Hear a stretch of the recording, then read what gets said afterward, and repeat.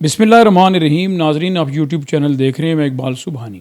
नाजरीन, सबसे पहले हम बात करेंगे जो इस्लामाबाद के अंदर एक ख़ुदकश धमाका हुआ है जिसमें पुलिस वाले भी ज़ख्मी हुए हैं और राहगीर भी ज़ख्मी हुए हैं। इस्लामाबाद जैसे इलाके में कि जहाँ पर चिड़िया भी पर नहीं मार सकती, इंतज़ामिया इस कदर वहाँ पर मुतर्रक है और एक ख़ुदकश धमाका हुआ कि अफसोस का मुकाम है। और जो लोग ज़ख्मी हुए हैं, अल्लाह पाक उनको जल्दी सेहत और तंदुरुस्ती दे। बन्नू का देखें, जो एक वाक़या हुआ, एक हादसा हुआ, अफसोसनाक हादसा हुआ, उससे आप देखें कि कई जालिम लोग जो हैं वो इस वाक़े को, इस हादसे को पीटीआई की हुकूमत के साथ जोड़ने की कोशिश करते रहे, जबकि ये एक ऐसा अलमिया है, ये एक ऐसा हादसा है कि जो सारे पाकिस्तानियों के लिए दुख, चाहे वो किसी भी जमात से हो, चाहे उनका ताल्लुक़ किसी पार्टी से हो, मगर ये एक दुख की और अफसोस की बात है।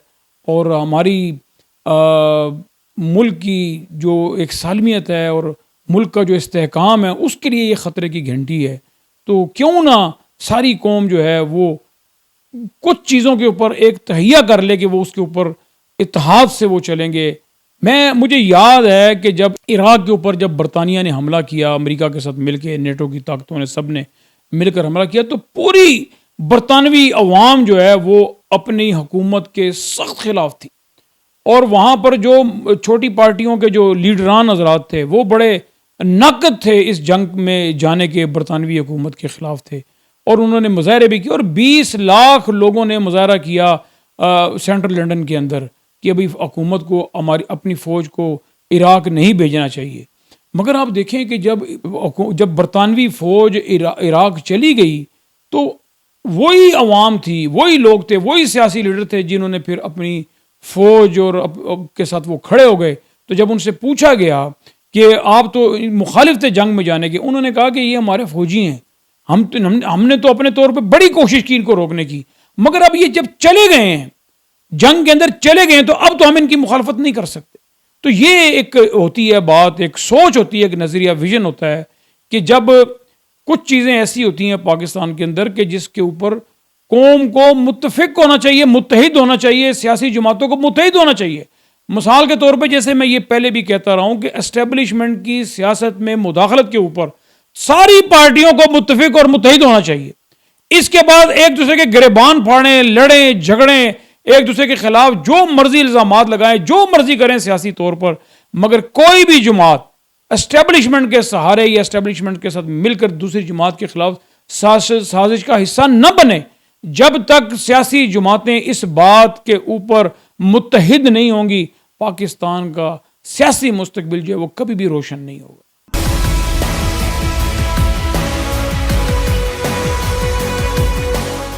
गवर्नर पंजाब बलीगुर रहमान ने बिलाखिर वज़ीर आला पंजाब परवेज़ इलाही को डी नोटिफाई कर दिया। ये बिल्कुल ऐसे ही है जैसे कोई SHO किसी गली मोहल्ले के शख्स को पकड़ कर ले जाए और उसके ऊपर जो मर्जी मुकदमा बना दे।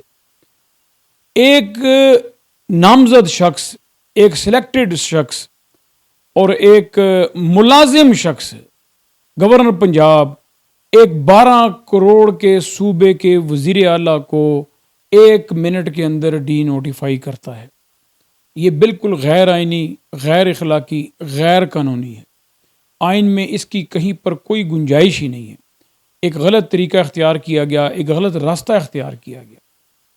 और ये ऐसे ही है कि जैसे कोई खरगोश जो है वो किसी शेर को उसके घर से बाहर निकाल दे, तो फिर ज़रूर इसके पीछे कुछ ना कुछ चल रहा है और कुछ ना कुछ इसके पीछे मामलात हैं जिसकी वजह से ये इक़दाम किया गया। अच्छा, इसमें देर क्यों की गई? क्योंकि गवर्नर इस बात को करना नहीं चाह रहे थे। वो बार बार PDM की क़यादत को ये बात कर रहे थे कि मैंने अगर ये कर भी दिया, ये इक़दाम उठा भी लिया, तो ये अदालत में जाकर रिवर्स हो जाएगा। वहाँ जो हमको सुबकी होगी, वहाँ जो हमें शर्मिंदगी होगी, तो बेहतर है कि कोई और रास्ता इख्तियार किया जाए। मगर गवर्नर को बार बार ये कहा जाता रहा कि आपको करना ही पड़ेगा ये काम। फिर गवर्नर को धमकी दी गई कि अगर आप नहीं करोगे तो हम आपको फारिग कर देंगे। और बिलाखिर गवर्नर ने वो कदम उठा लिया जिसको वो उठाना नहीं चाहते थे और जिसे उनको करना भी नहीं चाहिए था। अब ये मामला सारा चला गया अदालत के अंदर। آج پرویز الہی نے صبح عدالت میں ہائی کورٹ میں لاہور ہائی کورٹ میں پٹیشن دائر کر دی ہے، اور اس وقت جب آپ سے میں بات کر رہا ہوں اس کے اوپر سماعت ہو رہی ہے۔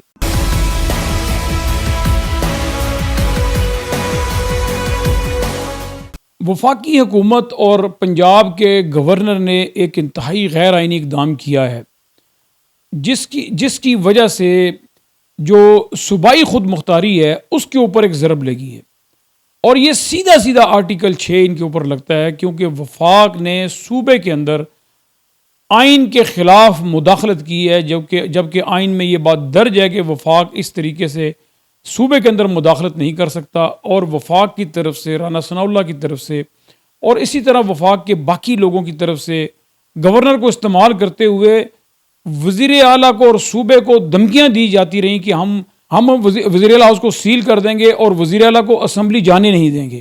تو میں سمجھتا ہوں کہ یہ ہے وہ بات کہ جو ایک آئین شکنی کے زمرے میں آتی ہے، اور اس کے اوپر آرٹیکل 6 بھی لگتا ہے۔ تو اس میں اب عدالت میں ہی جا کے پتہ لگے گا کہ اب اس کے کانسیکوینسز کیا ہوں گے۔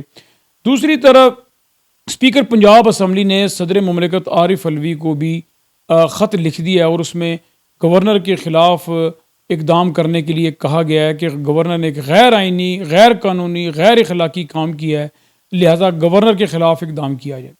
اب اگر اس سارے معاملے کو پنجاب کے اگر دیکھا جائے تو پھر تو یہ بھی ممکن ہے کہ صدر مملکت عارف علوی جو ہیں وہ قومی اسمبلی میں شہباز شریف کو اعتماد کا ووٹ لینے کے لیے کہیں اور 24 گھنٹے کے اندر ان کو فارغ کر دیں۔ پھر اس کے بعد کیا ہوگا؟ اگر یہی صورتحال پی ٹی آئی جو ہے وہ کرنا چاہے، صدر عارف علوی کرنا چاہیں، تو پھر آپ مجھے بتائیں کہ اس ملک کا کیا ہوگا؟ اس ملک کا تماشا تو ویسے انہوں نے بنا ہی دیا ہوا ہے۔ اب اگر جواب میں جو قدم انہوں نے اٹھایا ہے یہی قدم ان کے خلاف اگر اٹھایا گیا تو مجھے بتائیں کہ پھر یہ کتنا واویلا کریں گے، کتنا شور کریں گے، ان کی چیخیں آسمان تک جائیں گی، اور پھر یہ اس کے غیر قانونی، غیر سب کچھ پھر یہ بولیں گے۔ تو انہوں نے جو کام کیا ہے وہ انتہائی غلط کام کیا ہے، اور اس کے اوپر عدالت آج یا جب بھی آج سماعت تو ہو رہی ہے، جب بھی عدالت فیصلہ کرے گی تو پی ٹی آئی کے لوگوں نے، پرویز الہی نے یہ کہا ہے کہ جو بھی عدالت فیصلہ کرے گی ہمیں قابل قبول ہوگا۔ تو اب دیکھیں کہ عدالت اس کے اوپر کیا فیصلہ کرتی ہے۔ ابھی آپ دیکھیں کہ وزیر اعلیٰ کے خلاف جب انہوں نے عدم اعتماد کی بات کی تھی تو آج کی تاریخ میں وزیر اعلیٰ نے اعتماد کا ووٹ لینے کے لیے تمام ممبران کو بلایا تھا، اور ان کو یہ نظر آ گیا کہ اگر یہ سارے ممبران آ گئے تو وزیر اعلیٰ پرویز الہی اعتماد کا ووٹ لے لیں گے۔ تو انہوں نے کیا کیا کہ جو اعتماد کا ووٹ لینے کی انہوں نے تحریک پیش کی تھی وہ واپس لے لی۔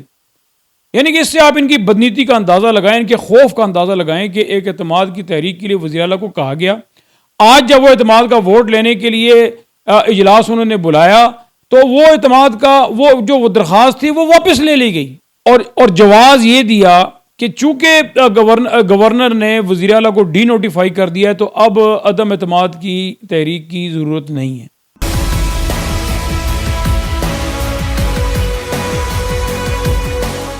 وفاقی حکومت جو ہے وہ عوام میں جانا نہیں چاہتی، وہ عوام سے گھبراتی ہے، عوام سے ڈری ہوئی ہے، اور وہ یہ سمجھتی ہے کہ اگر وہ عوام میں گئے تو ان کی ضمانتیں عوام ضبط کروا دیں گے۔ تو یہی وجہ ہے کہ وہ اوچھے ہتھ کنڈوں پر اتر آئی ہے وفاقی حکومت، اور طرح طرح کے ہتھ کنڈے استعمال کیے جا رہے ہیں۔ ابھی آپ دیکھیں کہ اسلام آباد کے اندر جو بلدیاتی الیکشن ہو رہا ہے اس میں حکومت نے حلقوں کی تعداد کو بڑھانے کے بعد 31 دسمبر تاریخ رکھی الیکشن کروانے کی، اور 125 غالباً وہ جو ہیں وارڈ جو ہیں یونین کونسل بنائی گئی اسلام آباد کے اندر۔ مگر اب جب حکومت نے اپنی پوزیشن دیکھی اسلام آباد کے اندر کہ کہیں پر بھی ان کے کینڈیڈیٹوں کے جیتنے کے کوئی امکانات نہیں ہیں، پی ڈی ایم کے کینڈیڈیٹوں کے، اور P T I clean sweep کرنے جا رہی ہے، تو اب انہوں نے عدالت میں درخواست دے دی ہے کہ چونکہ ہلکے آبادی بڑھ گئی ہے، تعداد لوگوں کی زیادہ ہو گئی ہے، لہذا مزید یونین کونسلوں میں اضافہ کرنے کی ضرورت ہے، مزید حلقے بڑھانے کی ضرورت ہے، اور 25 اور حلقے بڑھانے ہیں۔ تو اب وہاں سے بھی رائے فرار اختیار کر رہے ہیں۔ اسی طرح کراچی میں ہونے والے انتخابات کے حوالے سے بھی درخواست پہ درخواست دی جا رہی ہے، یعنی ایم کیو ایم جو اپنے آپ کو بڑی ایک سیاسی جماعت اور بڑی کراچی کی مقبول جماعت کہا کرتی تھی، آج M Q M Peoples Party پوری پی ڈی ایم کراچی میں بھی ہونے والے انتخابات سے رائے فرار اختیار کر رہی ہے اور عدالتوں سے رجوع کر رہی ہے۔ یہ ہو چکا ہے اس پی ڈی ایم کا حال۔ جب یہ سارے معاملات چل رہے تھے تو اس دوران پی ڈی ایم نے حمزہ شہباز کو پنجاب کا وزیر اعلیٰ نامزد بھی کر دیا۔ ابھی دیکھیں کہ حمزہ شہباز جب پہلے وزیر اعلیٰ تھے وہ لندن چلے گئے، اب ان کو بلانے کی تیاری کی جا رہی ہے کہ وہ واپس آئیں۔ یہ ایک مذاق نہیں تو اور کیا ہے کہ جب اسحاق ڈار 4 سال کی جلا وطنی کے بعد فرار ہوئے تھے پاکستان سے، بگوڑے بنے ہوئے تھے اور ان کے اوپر کیسز تھے، پھر انہوں نے کیسے NRO2 لے کر وہ کیسز اپنے ختم کرائے، پھر اسحاق ڈار جب لندن سے واپس آئے تو آتے کے ساتھ ہی وزیر خزانہ بنا دیے گئے۔ اور اسی طرح آپ دیکھیں کہ حمزہ شہباز کو واپس لا کر تو ان کو بھی وزیر اعلیٰ بنانے کی تیاریاں کی جا رہی ہیں۔ اور پھر اسی طرح آپ دیکھیں کہ نواز شریف نے یہ کہا ہے کہ جب الیکشن ہوں گے تو میں تب آؤں گا، یعنی کہ نواز شریف بھی یہ مطالبہ رکھ کے بیٹھے ہوئے ہیں کہ میں الیکشن کے دوران آؤں گا اور میں تب آؤں گا جب میں وزیر اعظم بنوں گا۔ تو اسحاق ڈار لندن سے واپس آئے وزیر خزانہ، حمزہ شہباز لندن سے آئے وزیر اعلیٰ، نواز شریف لندن سے آئے تو وزیر اعظم، اور اس سے پہلے اگر آپ کو یاد ہو کہ شہباز شریف جب لندن سے آئے تھے تو وزیر اعلیٰ اس وقت وہ بنے تھے۔ تو یہ آپ دیکھیں کہ کیسا کھیل ہے کہ یہ لوگ جب حکومت میں ہوتے ہیں تو پاکستان آ جاتے ہیں، جب ان کو وزارتیں ملنی ہوتی ہیں، وزارت عظمیٰ، وزارت اعلیٰ ملنی ہوتی ہے تو یہ پاکستان آ جاتے ہیں، اور پھر جب یہ ان سے عوام کی طاقت سے چھین لی جاتی ہے الیکشن، یہ ہار جاتے ہیں تو پھر یہ واپس اپنے ملک لندن چلے جاتے ہیں۔ مریم نواز کا آپ دیکھ لیں کہ 1 مہینے کا کہہ کر گئی تھی کہ میری چھوٹی سی سرجری ہے وہ کرانی ضروری ہے، مگر آج تک مریم نواز کا کوئی اتا پتہ نہیں ہے۔ بد نصیبی کی بات دیکھیں اس پاکستانی لوگوں کی کہ کیسے پھر بھی ہے، بڑی کم تعداد میں وہ لوگ ہیں، مگر پھر بھی کیسے وہ انہوں کندھوں پہ اٹھانے کے لیے تیار ہوتے ہیں، انہیں قبول کرنے کے لیے تیار ہوتے ہیں۔ ان ساری چیزوں کو دیکھتے ہوئے بھی، سمجھتے ہوئے بھی آپ دیکھیں کہ آج بھی چند لوگ ان کے ساتھ کھڑے ہیں۔ افسوس سے کہنا پڑتا ہے کہ پاکستان کے جو لوگ دشمن ہیں، جنہوں نے پاکستان کی معیشت کو تباہ کر دیا، جنہوں نے اپنے اقتدار کی خاطر ہر طرح کے غیر آئینی، غیر قانونی ہتھ کنڈے استعمال کیے، NRO2 لے کر اپنے مقدمات کو ختم کروایا، پاکستان کی کوئی ذرا برابر ان کو پرواہ نہیں ہے۔ اور آپ دیکھیں کہ کیسے اقتدار کے مزے لے رہے ہیں۔ ایک وزیر کا ابھی وفاقی وزیر کا اور اضافہ ہو گیا ہے اور وزراء کی تعداد جو ہے وہ 76 پہ چلی گئی ہے۔ یہ سارے حالات دیکھ کر مجھے جنرل مشرف کا وہ آخری جملہ یاد آتا ہے کہ جب انہوں نے آخری تقریر کی اور جب اس کو یہ محسوس ہوا کہ اب یہ ٹولہ جو ہے اقتدار میں واپس دوبارہ آئے گا، تو جنرل مشرف نے اپنے آخری الفاظ میں یہ بات کہی تھی، پاکستان کا خدا حافظ۔ اور آپ دیکھ لیں کہ پاکستان کا کیا حال انہوں نے کر دیا ہوا ہے۔ آج پاکستانی معیشت کے حوالے سے آپ کسی تاجر سے بات کریں تو وہ آپ کو بتائے گا کہ کیا حالات ہے، کاروبار ختم ہو چکا، کاروبار ہی ہے ہی نہیں۔ آپ کسی مل آنر سے، کسی فیکٹری آنر سے آپ پوچھیں جا کر کہ کیسے فیکٹریاں، کارخانے دوبارہ بند ہونا شروع ہو گئے۔ آپ کسی گھریلو خاتون سے پوچھیں کہ وہ اپنے گھر کا چولہا کس طرح چلاتی ہے، وہ اپنے بچوں کا پیٹ کس طریقے سے پالتی ہے۔ اور آپ کسی کسان سے پوچھیں کہ عمران خان کے 3 سال، 3.5 سال کے دور میں اور آج کے دور میں کیا فرق آپ کو نظر آئے گا۔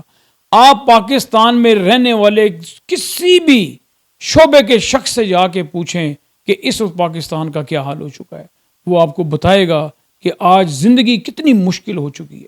اقتدار کی بندر بانٹ چل رہی ہے، باریاں لگی ہوئی ہیں۔ ایک حکمران جو 3.5 سال حکومت کر کے گیا، جو پاکستان کو ایک فلاحی ریاست بنانے کی خواب دیکھ کے بیٹھا ہوا تھا، اور اس کے لیے وہ اقدامات بھی کر رہا تھا کہ اس کے کیے گئے تمام اقدامات کا مذاق اڑایا گیا، لنگر خانوں کا مذاق اڑایا گیا، صحت کارڈ جو اس نے بنایا اس کا مذاق اڑایا گیا، اور اسی طرح بے شمار کام جو اس نے کیے اس کا کیسا اب مذاق اڑایا جاتا رہا۔ اور اب دیکھیں کہ وہ شخص عمران خان اسی بجٹ میں سے یہ ساری چیزیں چلاتا رہا، یہ سارے کام کرتا رہا، 3-3 ہزار غریب لوگوں کو دینا، 12-12 ہزار غریب لوگوں کو دینا، اور پھر اس طرح یہ سارے لنگر خانے چلانا، پھر صحت کارڈ کے معاملات کرنا، پھر نوجوانوں کو قرضے دینا۔ وہ کہاں سے کر رہا تھا؟ کسانوں کو بر وقت ان کے پیسے مل جانا، وہ کہاں سے کر رہا تھا؟ وہ اسی خزانے سے سارا کچھ کر رہا تھا۔ مگر آج دیکھیں کہ اس خزانے کا انہوں نے کیا حال کر دیا۔ آج لوگ مثالیں دیتے ہیں بنگلہ دیش کی، ہندوستان کی، اور ملکوں کی۔ سری لنکا آپ دیکھیں کہ کیسا ڈیفالٹ ہو گیا، مگر اس کو دوستوں نے ہیلپ کر دی، مدد کر دی، اور وہ پھر اپنے پاؤں پر کھڑا ہونے کے قابل ہوتا جا رہا ہے۔ مگر خدا نخواستہ پاکستان کے ساتھ کون چلے گا؟ آج تمام ملکوں نے پاکستان سے منہ موڑ لیے۔ کوئی مالی طور پہ پاکستان کی مدد کرنا نہیں چاہتا، اس لیے کہ ان کو اعتماد نہیں ہے ان حکمرانوں کے اوپر۔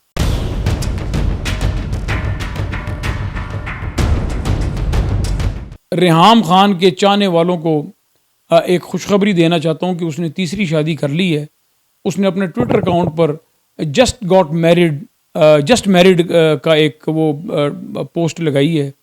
تو بہرحال وہ ان لوگوں کو جو ان کے چاہنے والے ہیں میں ان کو مبارکباد ہی دے سکتا ہوں، اور امید کرتا ہوں کہ جو کچھ عمران خان کے ساتھ ریحام خان نے کیا ہے، اب یہ تیسری شادی میں وہ اس طرح کا کوئی کام نہ کرے۔ میں ریحام خان کے لیے نیک خواہشات، نیک تمناؤں کا اظہار ہی کر سکتا ہوں، اور میں چاہتا ہوں کہ انہوں نے جب پہلی شادی کی 15 سال وہ چلی، 3 بچے بھی اس میں سے ہوئے، پھر عمران خان سے شادی کی تو اس میں سے وہ تقریباً کو 7-8 مہینے چلی، اب تیسری شادی کی ہے، تو میری تو دعائیں ہیں ان کے لیے کہ یہ شادی ان کی کامیاب ہو، اور میرا مشورہ بھی ہے کہ اپنی گھریلو زندگی گزاریں، اپنے گھر میں ہنسی خوشی اپنے خاوند کے ساتھ رہیں، اور واپس بے شک اس میڈیا کی دنیا میں آ جائیں اور مثبت چہرہ لے کر آئیں، نئی زندگی کے ساتھ آئیں، بجائے اس کے کہ منفی اور نیگیٹو باتوں کے ساتھ، نیگیٹو خیالات کے ساتھ اور دشمنی کے ساتھ آپ آئیں۔